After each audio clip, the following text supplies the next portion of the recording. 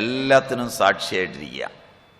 തൻ്റെ കർമ്മങ്ങൾക്ക് കൂടി സാക്ഷിയായിരിക്കുക. ആരെങ്കിലും പഴത്തൊലിയെ തട്ടി വീണ് അത് കണ്ട് ചിരിക്കുന്നതിനേക്കാൾ താൻ വീഴുമ്പോഴും കൂടി ചിരിക്കാൻ കഴിയുക. മനസ്സിലായില്ല? അത് ഭാവിച്ച് പഠിക്കുക. തന്നെ കർത്തൃത്വത്തിൻ്റെയും ഭോക്തൃത്വത്തിൻ്റെയും തലങ്ങളിൽ കുടുക്കി താൻ വീഴുമ്പോൾ കണ്ടു നിൽക്കുന്നവരോട് രോഷവും. ചില കുട്ടികൾക്ക് പറ്റുന്നത്, അവർ വീണിട്ടേറ്റ് നിന്ന് ചിരിക്കും. അവൻ വളർന്നു വരുമ്പോഴും ചിരിക്കും. അവൻ്റെ പതനങ്ങളിൽ ചിരിക്കുക. സാക്ഷിയാവുക. സദ്യ ഉണ്ണാൻ പോകുമ്പോഴൊക്കെ ചിലർ ഉണ്ണുകയും ആ കൂടെ തൻ്റെ ഊണ് മറ്റുള്ളവൻ്റെ ഊണും ശ്രദ്ധിക്കും. ഉച്ചയ്ക്കുണ്ടപ്പം നോക്കിയാൽ മതി. ചിലർ നല്ല ഉരുള ഇങ്ങനെ ഉരുട്ടിയിട്ട് ഇവിടം വരെ വരുള്ളൂ. പാത്രം മടിയിലും വെച്ചിട്ട് പതുക്കെ ഉരുട്ടിയിട്ട് ഇങ്ങനെ 3 കറക്കുമ്പോഴത്തേക്ക് സ്പിന്നായി. എന്നൊരൊറ്റ വെടിയിലാണ്. പക്ഷെ കൈ മടങ്ങുന്നുണ്ട്. അപ്പം മുരളീധരൻ്റെ ദൂസര പോലാണ്.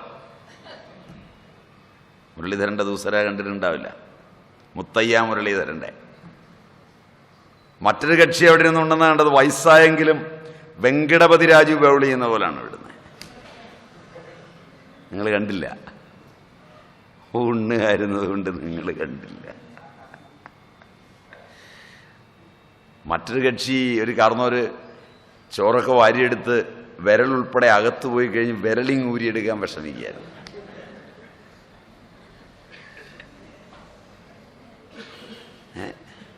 കണ്ടില്ല? ഇതൊന്നും കണ്ടില്ല. കഷ്ടം. അപ്പം ഇതിന് സാക്ഷി എന്ന് പറയും. ഈ ലോകത്തെ ആകെ മാറി നിന്ന് കാണാൻ കഴിയുക. ഇതിനിടയ്ക്കൊക്കെ റെയിൽവേ സ്റ്റേഷനിൽ പോയാൽ മതി. ഏറ്റവും നല്ല സ്ഥലം അവിടെയാണ്. ഡൽഹിയിൽ നിന്നൊരു സ്വാമിജി വന്നിറങ്ങുന്നു. പാരാവാര പാരംഗത പരിവ്രാജക ആചാര്യ ശ്രോത്രിയ ബ്രഹ്മനിഷ്ഠ അനന്ത ശ്രീ വിഭൂഷിത് ഏക് ഹസാർ ആഠ് ശ്രീ ശ്രീ ജഗദ്ഗുരു സ്വാമി നിർമ്മലാനന്ദ ഗിരി മഹാരാജ് വന്നിറങ്ങുക. അപ്പോൾ ഭക്തന്മാരൊക്കെ വന്നിട്ടുണ്ട്.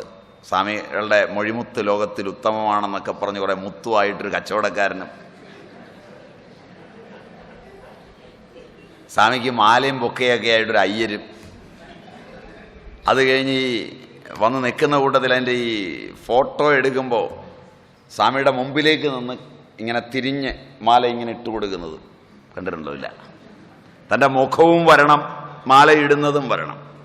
ഇപ്പോൾ സ്വാമിയുടെ നേരെ നിന്ന് മാലയിട്ടാൽ മുഖം വരില്ല. അതിനാണ് മാലയിട്ട് കൊടുക്കുന്നത്. അടുത്ത മാതൃഭൂമിയിൽ സ്വാമിയുടെ മുഖവും അതിനോട് ചേർന്ന് മുഖം തിരിഞ്ഞ് മാല ഇടുന്നവൻ്റെ മുഖവും കണ്ടിട്ടില്ല. U can't imagine. നിങ്ങളിതൊന്നും കണ്ടിട്ടില്ല. മറിന്ന് ആസ്വദിക്കാൻ ഇത്രയും സുഖമുള്ള സാധനങ്ങൾ. ഇപ്പം ഇതിങ്ങനെ അവിടെ നടക്കുക. അതിനിടയിലേക്കാണ് ദുബായിലേക്ക് ബോംബെയിൽ നിന്ന് ഫ്ലൈറ്റിൽ പോകേണ്ട ചെക്കനെ കയറ്റിവിടുന്ന വീട്ടുകാരൊക്കെ കൂടെ വന്നിട്ട് അതിൽ 2 ആഴ്ച മുമ്പ് കല്യാണം കഴിഞ്ഞേ ഉള്ളൂ. കല്യാണം കഴിഞ്ഞ ഉടനെ പെൺകുട്ടിയെ അച്ഛനെയും സഹോദരന്മാരെയും അമ്മയെയും സഹോദരിയും ഒക്കെ ഏൽപ്പിച്ചിട്ട് ഇവനങ്ങ് വിടുകയാണ്. അപ്പം ഇവൻ കയറിപ്പോകുന്നതിൻ്റെ കരച്ചിലും പിഴിച്ചിലും ബഹളവും എല്ലാം കണ്ടിട്ടില്ല, ശ്രദ്ധിച്ചിട്ടില്ല. അതിനിടയിൽ കൂടെ പൊറോട്ട മുട്ടയെ കണ്ടിട്ടില്ല. ചായ ചായ എന്ന് പറഞ്ഞു പോകുന്നവൻ. അതിനിടയിൽ അകത്തിരിക്കുന്ന ഒരുത്തൻ കൊടുത്ത 100 രൂപ നോട്ട് മേടിച്ചോ അവൻ ഒരു ചായയും കൊടുത്തിട്ട് ബാക്കിയുള്ളവന് ചായ കൊടുക്കാൻ തിരക്കിലുള്ള ഒരു ഓട്ടം. ബാക്കി ചോദിക്കുമ്പോൾ തരാവിടോ വണ്ടി വിടുന്നതിന് മുമ്പേ എന്ന് പറഞ്ഞൊരു രോഷവും. അതിനിടയിൽ അപ്പുറത്തുനിന്ന് ഒരുത്തൻ്റെ കയ്യിൽ നിന്ന് ഉഴുന്നോടെയും ചായയും വാങ്ങിച്ച് വണ്ടി വിടുന്നതിന് മുമ്പ് കഴിച്ചുകൊണ്ടിരിക്കുന്ന ഒരു കാർന്നോര് പൈസ എടുത്തു കൊടുക്കാൻ പറയും, ഇതൊന്ന് കഴിക്കട്ടാ എന്ന് പറഞ്ഞുള്ള ഇരിപ്പും കണ്ടിട്ടില്ല. അവസാനം വണ്ടി വിടുമ്പോൾ കാർന്നോര് വാങ്ങിച്ച ചായയുടെയും ഉഴുന്നോടെയും പൈസ കിട്ടാതെ വണ്ടിയെ തൂങ്ങി നിൽക്കുമ്പോഴും ചില്ലറയില്ലെന്ന് പറഞ്ഞ് വണ്ടി സ്പീഡ് എടുക്കുമ്പോൾ ഇത് പോട്ടെ ഇയാൾ മുടിയാനെന്ന് പറഞ്ഞ് അവൻ ഇറങ്ങിപ്പോകുന്നത് കണ്ടിട്ടില്ല. മറ്റവനാണെങ്കിൽ 100 രൂപ മേടിച്ചത് ബാക്കി കൊടുക്കാതെ വണ്ടി വിടുമ്പോൾ ഞാൻ കളിപ്പിച്ചതല്ല, ചില്ലറ എടുത്തുകൊണ്ട് വരുന്നേ ഉള്ളൂ എന്നുള്ള മട്ടിൽ 100 രൂപയ്ക്ക് ഒരു ചായ കുടിച്ചിട്ട് ബാക്കി 95 രൂപ കൊടുക്കേണ്ടിടത്ത് കയ്യിൽ നിന്നൊരു 14 രൂപ 50 പൈസ കയ്യിൽ പൊക്കിപ്പിടിച്ച് പുറകെ കുറച്ച് ദൂരം ഓടുക. വണ്ടി വളരെ വിട്ടുപോയോണ്ട് കിട്ടാത്തതാണെന്ന് ചായ മേടിച്ച് കുടിച്ചവനൊരു തോന്നൽ. ഇത് കണ്ടുകൊണ്ട് പുറകെ നിൽക്കുന്ന പോലീസുകാരൻ ബാക്കി കൊടുത്തില്ലല്ലേ എന്ന് ചോദിച്ച് അത് മേടിച്ച് കീശയിലിടുക. ഇവനെ കരുതി 14 രൂപ 50 പൈസ. Can you imagine? ഈ ലോകം മുഴുവൻ അവിടെയുണ്ട്. ഇതിനിടയിൽ കയറിപ്പോകുന്ന പാൻറ്റിൻ്റെ കീശയിൽ ബ്ലേഡ് വെച്ച് പേഴ്സ് അടിച്ചു പോകുന്നവൻ, മാറി നിന്നതെല്ലാം കാണുന്ന ഒരുവൻ, ബാക്കിയുള്ളവരുടെ തിരക്കും വെപ്രാളവും വേവലാതിയും അതിൻ്റെ നടുക്ക് ഇതെല്ലാം കൂടെ കാണുമ്പോഴുള്ള ചിരിയും അതിൻ്റെ ഇടയിൽ അതിലൊന്ന് താനും കൂടെ കൂടി ഒരു ഉഴുന്നോടെ അടിച്ച് തിന്നുന്നതും. മനസ്സിലായില്ല? എത്ര സുഖകരമാണ് ഈ പ്രപഞ്ചം. ഇവിടെ ജനിച്ചില്ലായിരുന്നെങ്കിൽ, മനസ്സിലായില്ല, ഈ പ്രപഞ്ചം കാണാൻ സുഖമാകുന്ന ഇപ്പോഴാണ്. ഈ തിരക്കിനിടയിൽ കോളേജിലെ ഒരു പ്രൊഫസറും പഠിപ്പിക്കുന്ന ഒരു സ്റ്റുഡൻറ്റും ഒന്നിച്ചു വന്നിരുന്ന ഒരു മൂലയ്ക്ക് തിരക്കിൽ സൊള്ളുന്നതും. Kant imagine? കാരണം തിരക്കിലാകുമ്പോൾ ആരും ശ്രദ്ധിക്കില്ല, അവരൊക്കെ ഈ തിരക്കില്ല. ഈ സാക്ഷി മാത്രമേ കാണുകയുള്ളൂ. അപ്പോഴാ പിന്നെ ഒരിക്കൽ കാണുമ്പോൾ പറയുക, പ്രൊഫസർ വന്ന് പരിചയപ്പെടുത്തും വല്ല ഗീതാ ക്ലാസ്സിലോ വല്ലയിടത്ത് വരുമ്പം, എന്നെ മുമ്പ് കണ്ടിട്ടില്ലല്ലോ, ഉവ്വ റെയിൽവേ സ്റ്റേഷനിൽ. Can you imagine? ഇത് പറഞ്ഞത് കുഴപ്പമാണ്, അതിന് നിങ്ങൾ ചുറ്റും നോക്കും ഞാനുണ്ടോന്ന്.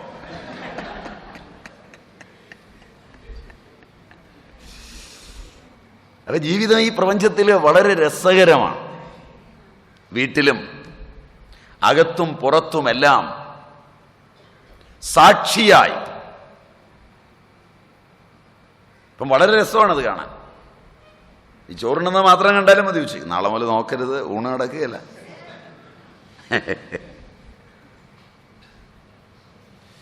അപ്പൊ ഇത് വളരെ രസകരമാണ്,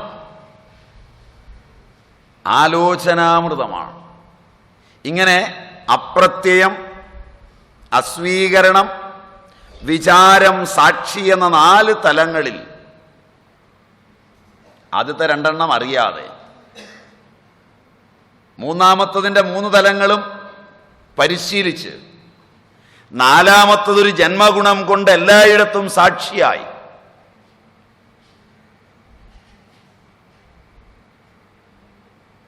അതിനുവേണ്ടി ഈ ഹോളിയൊക്കെ പണ്ടുള്ളവർ ആഘോഷിച്ചിരുന്നത്, ദേഹത്തിൽ മഷിയൊക്കെ ഒഴിക്കുന്നതുമെല്ലാം. കാരണം അവൻ ആ സാക്ഷിത്വം കിട്ടാനാണ്.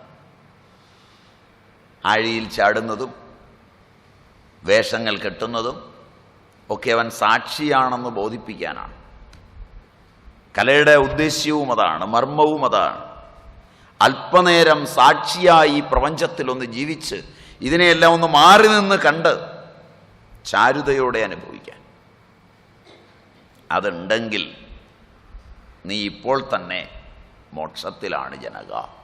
അപ്പം മോക്ഷത്തിന് ഞാൻ ഈ ദേഹമല്ല, കരണങ്ങളല്ല, രാഗോന്മാദം കലർന്ന മനമല്ല, മനീഷയല്ല എന്നൊക്കെ അറിഞ്ഞിട്ട്, പൃഥ്വിയല്ല, ജലമല്ല, അഗ്നിയല്ല, വായുവല്ല, ആകാശമല്ല, ഞാൻ സർവസാക്ഷിയാണ് എന്നറിഞ്ഞ് നിലകൊള്ളുക. അതാണ് ഇപ്പണി. വീണ്ടും പറയുക, നോക്കാം. 4 അത് ചൊല്ലിതാന്ന് തോന്നുന്നു അല്ലേ? 5 4 എടുത്തതാണ്. നീ ഇപ്പോൾ തന്നെ സുഖിയും ശാന്തനും ആയിത്തീരുമെന്നാണ്. ദേഹത്തെ പുറന്തള്ളി, ഇത്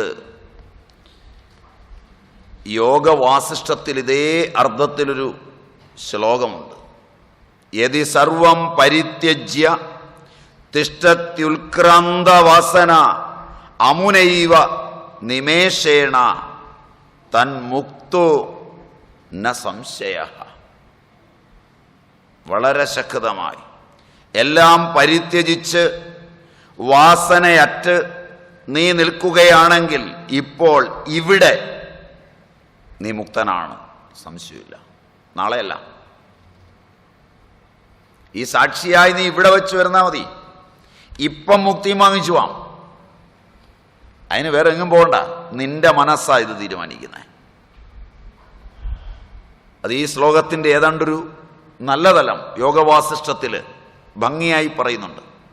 വീണ്ടും 5. നത്വം വിപ്രാദികോ വർണ്ണോ നാശ്രമീനക്ഷഗോചര അസംഗോസി നിരാകാരോ വിശ്വസാക്ഷി സുഖീ ഭവ. നത്വം വിപ്രാദികോ വർണ്ണോ നാശ്രമീനക്ഷഗോചര അസംഗോസി നിരാകാരോ വിശ്വസാക്ഷി സുഖീ ഭവ. ത്വം വിപ്രാദികഃ വർണ്ണഃ ന ആശ്രമി അക്ഷഗോചരഃ ന ത്വം അസംഗഃ നിരാകാരഃ വിശ്വസാക്ഷി അസി സുഖീ ഭവ. അല്ലയോ ജനക, നീ ബ്രാഹ്മണൻ മുതലായ വർണ്ണമല്ല. വേദങ്ങൾ ഇത് വീണ്ടും വീണ്ടും പറഞ്ഞിട്ടുണ്ട്. വർണ്ണങ്ങൾ, ആശ്രമങ്ങൾ, ഇതെല്ലാം, ഈ ധർമ്മങ്ങളെല്ലാം വേദചിന്തയുടെ പൂർവപക്ഷമാണ്. വിമർശകരും ആസ്വാദകരുമെല്ലാം അതിനെ സിദ്ധാന്തപക്ഷമായി വ്യാഖ്യാനിച്ചു എന്നുള്ളതാണ് അതിൻ്റെ തെറ്റ്. ഒരാശ്രമവും ഒരു വർണ്ണവും ഭേദത്തോടെ പൗരാണികർ കണ്ടില്ല.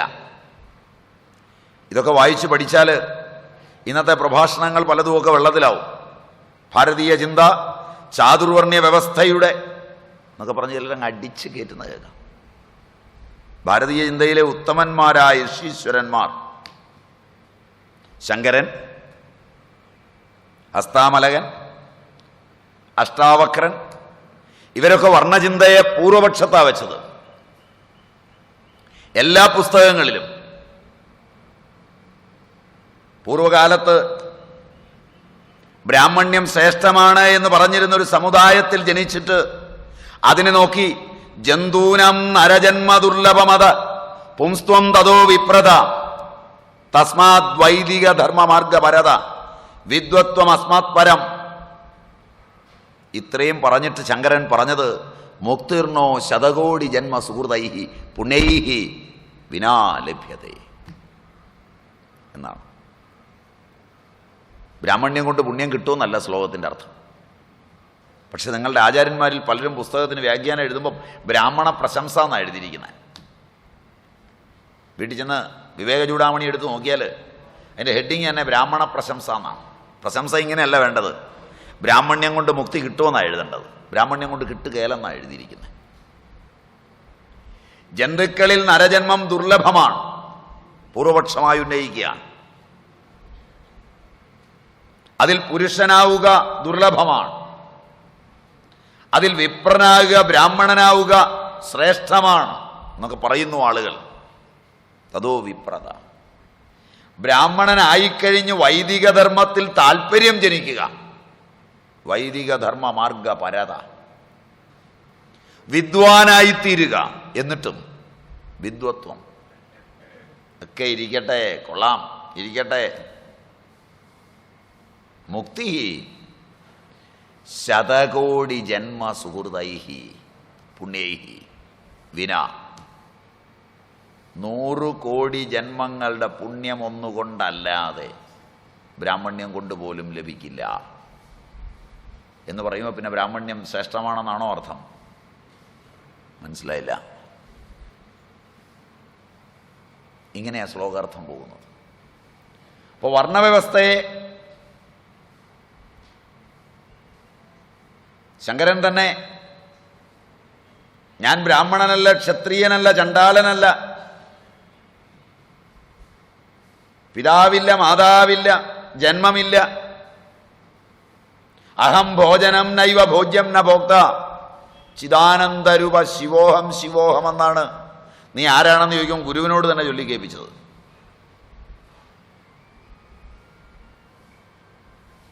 ഹസ്താമലകനും ഇങ്ങനെ തന്നെയാണ്. കുഞ്ഞെ നീ ആരാണെന്നാ ചോദിച്ചേ? ഞാൻ മനുഷ്യനല്ല, ദേവനല്ല, യക്ഷനും ഗന്ധർവനുമല്ല.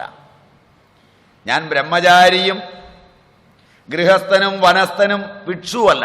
ഭിക്ഷുർണചാഹം നിജബോധരൂപ എന്ന് ഹസ്താമലകൻ. ഇവിടെയും അതുപോലെ പറയുക. മോക്ഷത്തിൻ്റെ പാതയിൽ, മുക്തിയുടെ തലങ്ങളിൽ തടസ്സമുണ്ടാക്കുന്നതാണ് ഞാൻ ബ്രാഹ്മണനാണ്, ഞാൻ ക്ഷത്രിയനാണ്, ഞാൻ വൈശ്യനാണ്, ഞാൻ ശൂദ്രനാണ്. ഇതെല്ലാം ബ്രാഹ്മണോഹം നരേന്ദ്രോഹം ആഢ്യോഹമെന്ന ആമ്രേഡിതം കലർന്നിടും ദശാന്തരെ. ജന്തുക്കൾ ഭക്ഷിച്ചു കാഷ്ടിച്ചു പോകിലാം, വെന്തു വെണ്ണീരായി ചമഞ്ഞു പോയിടിലാം, മണ്ണിനു കീഴായി കൃമികളായി പോകിലാം, നന്നല്ല ദേഹം നിമിത്തം മഹാമോഹം. ലക്ഷ്മണോപദേശത്തിൽ രാമൻ ലക്ഷ്മണനോട് പറയുന്നതായിട്ട് എഴുത്തച്ഛൻ എഴുതും. ഇവിടെയൊക്കെ ഇത് കാണാം. ഇവിടെ നത്വം വിപ്രാദികോ വർണ്ണോ, വിപ്രൻ ആദിയായ വർണ്ണങ്ങൾ ബ്രാഹ്മണൻ, ക്ഷത്രിയൻ, വൈശ്യൻ, ശൂദ്രൻ. വർണ്ണവ്യവസ്ഥ ഇത് കേരളത്തിലില്ലായിരുന്നു കേട്ടോ. കേരളത്തിൽ ഈ വർണ്ണവ്യവസ്ഥ ഇല്ലായിരുന്നു ഒരിക്കലും. ഒരു തെറ്റിദ്ധാരണ മാത്രമായി പഠിപ്പിക്കുന്നത്. വടക്കേന്ത്യയിലെ വർണ്ണവ്യവസ്ഥ ശരിക്കും നിലനിന്നിരുന്നുള്ളൂ. കേരളത്തിൽ വർണ്ണവ്യവസ്ഥ ഇല്ല, ഒരു കാലത്തും ഉണ്ടായിരുന്നില്ല. വർണ്ണവ്യവസ്ഥയ്ക്ക് പ്രാധാന്യവും വലുതായി ഉണ്ടായിരുന്നില്ല. നിങ്ങൾക്ക് വിരോധമുള്ള കാര്യമാണ്.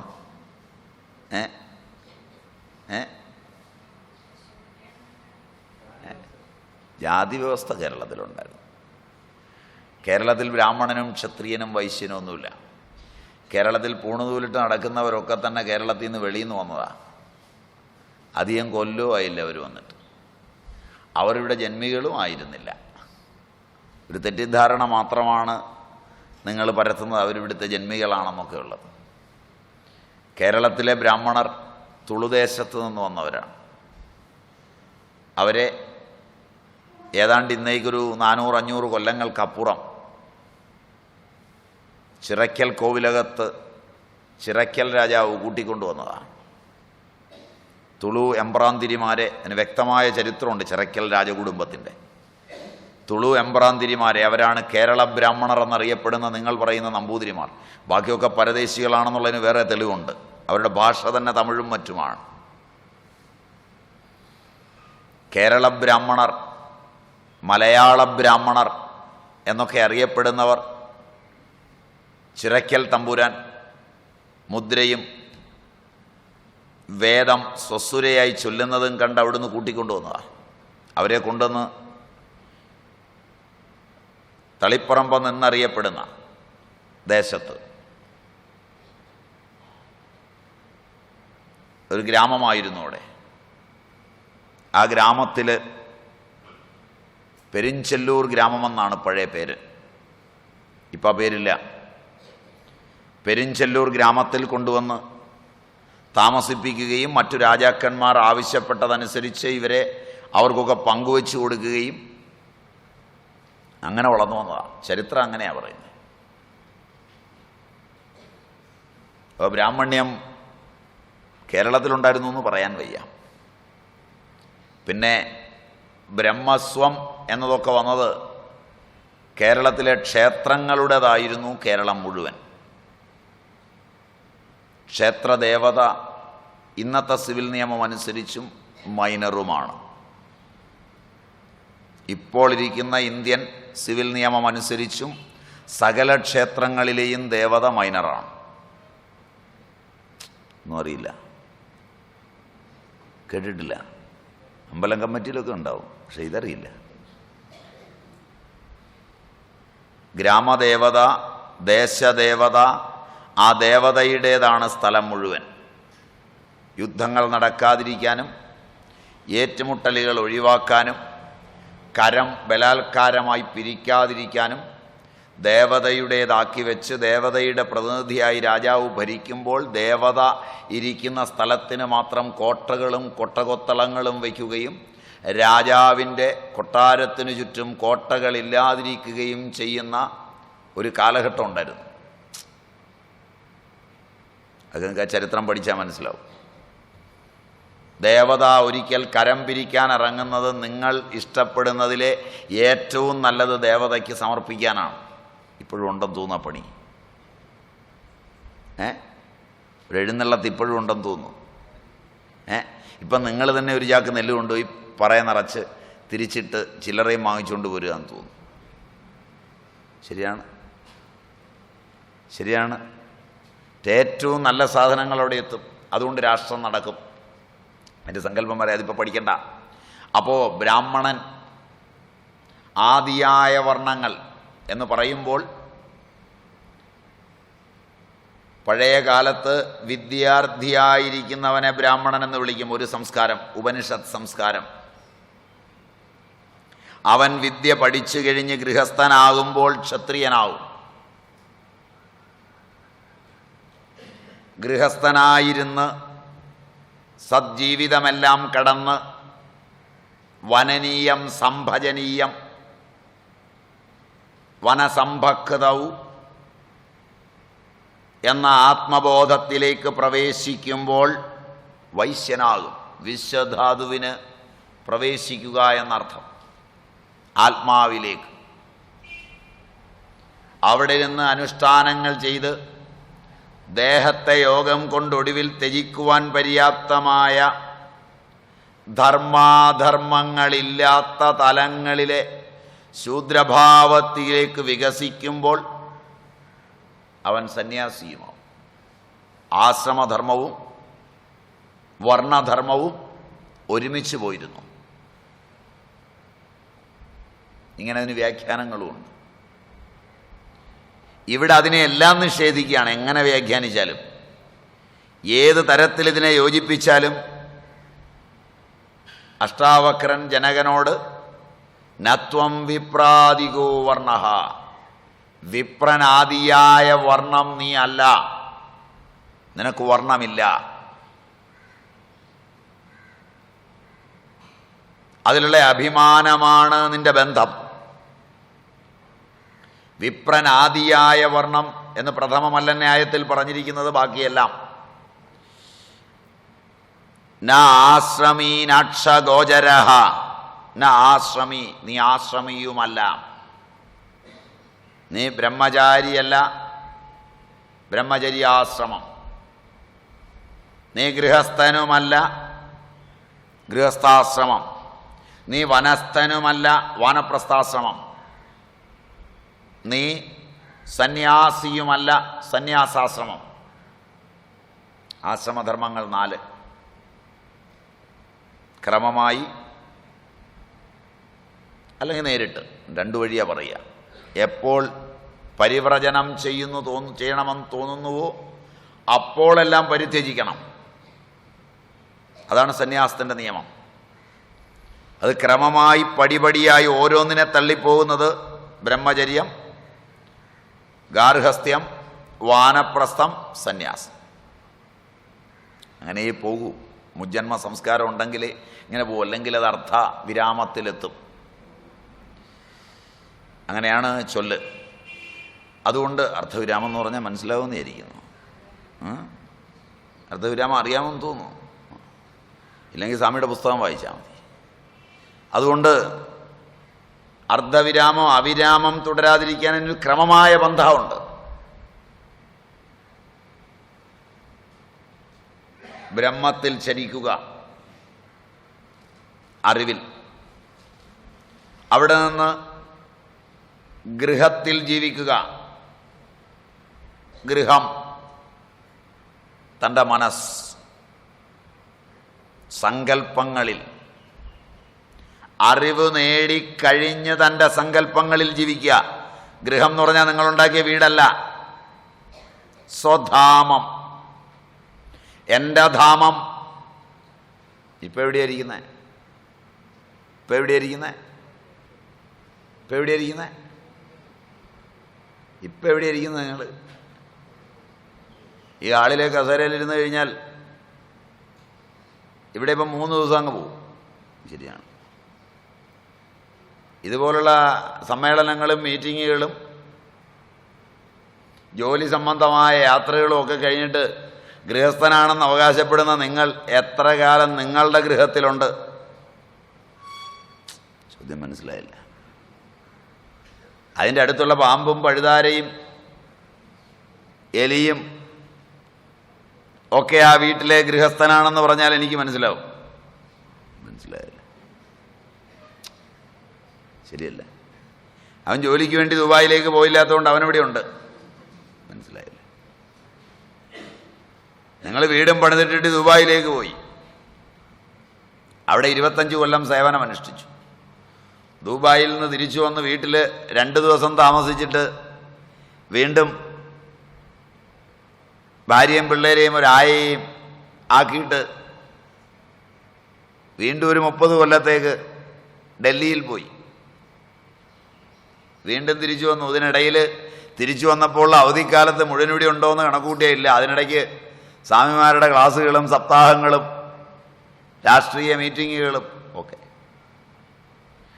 ആകെക്കൂടി നിങ്ങളുടെ ആയുസിൻ്റെ സമയത്ത് എത്ര കാലം ഈ ഗൃഹമേധിയായി നിങ്ങളുണ്ടായിരുന്നു? ചോദ്യം മനസ്സിലായില്ല. അപ്പോൾ ഈ പുറത്തെ ഗൃഹമുള്ളത് കൊണ്ട് ഗൃഹസ്ഥനായില്ല. ധാമം മനസ്, എൻ്റെ സങ്കല്പങ്ങളുടെ തലങ്ങളിലാണ് ഞാൻ ഇരിക്കുന്നത്. അതും വെച്ചുകൊണ്ട് വീട്ടിലിരിക്കുമ്പോൾ വീടിനോട് വെറുപ്പ് വരും. ശരിയല്ല. അതാ ഇടയ്ക്കിടയ്ക്കൊക്കെ പോകാൻ തുടങ്ങുന്നത്. ശരിയല്ലേ? വല്യമ്മ ഇടയ്ക്കൊക്കെ ചാടി ഇറങ്ങും. നിൻ്റെയൊക്കെ ഇടയെന്ന് പോവുക. കൊച്ചു പിള്ളേരുണ്ട് രസമായി സാക്ഷിയായവൻ.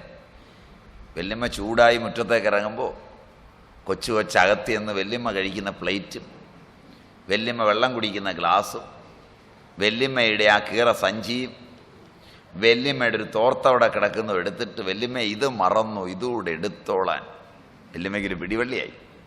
തിരിച്ചോടിക്കഴിഞ്ഞ് നിന്നെ ഞാൻ അശ്രീകര അസത്തെ. ശരിയല്ലേ? പിന്നെ തിരിച്ച് ഞാനിപ്പോൾ പോകുന്നില്ല, എനിക്കിപ്പോൾ സൗകര്യമില്ല എന്ന് പറഞ്ഞാൽ അകത്തോട്ട് വരും. കണ്ടിട്ടുണ്ടില്ല? കണ്ടിട്ടുണ്ടോ എന്ന് ചോദിക്കുന്നത് നിങ്ങളങ്ങനെയാണല്ലോ അല്ലേ? അപ്പൊ എവിടെയായിരിക്കുന്നത്? സ്വന്തം മനസ്സിൽ. എവിടെയാ പ്രവൃത്തി എടുക്കുന്നത്? സ്വന്തം മനസ്സിൽ. അതല്ലാത്ത ഗൃഹസ്ഥനല്ല നീ.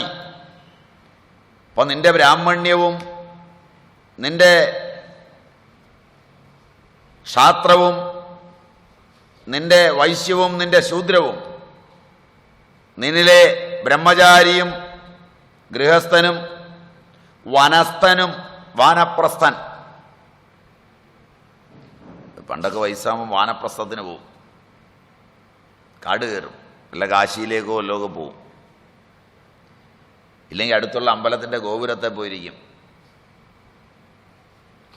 ഇപ്പം പോകണ്ട, മക്കൾ കൊണ്ടുപോയി ഓൾഡ് ഏജ് ഹോമിൽ തള്ളും.